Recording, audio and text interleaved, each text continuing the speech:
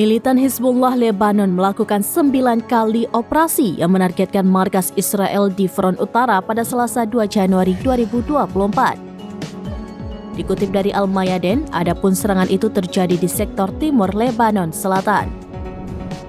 Serangan pertama dilancarkan Hizbullah pada pukul 11.30 dengan meluncurkan drone kamikaze ke markas besar militer Divisi 91 yang baru didirikan di Illit.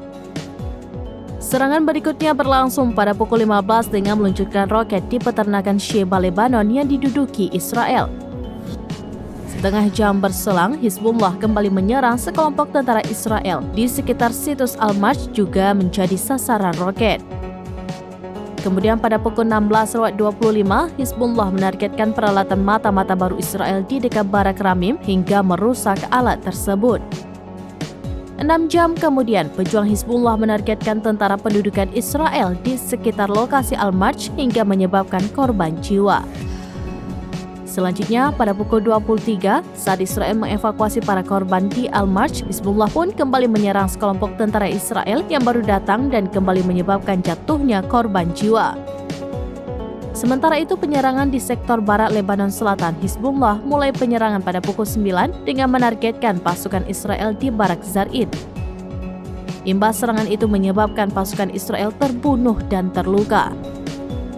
Kemudian serangan berikutnya pada pukul 15 dengan menargetkan lokasi Birkat Risha.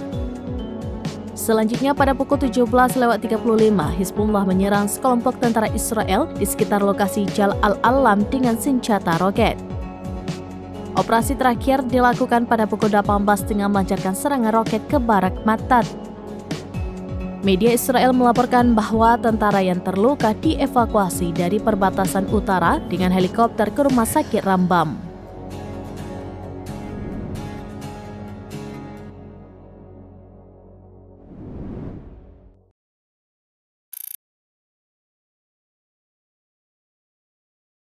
Download Tribun X sekarang, menghadirkan lokal menjadi Indonesia.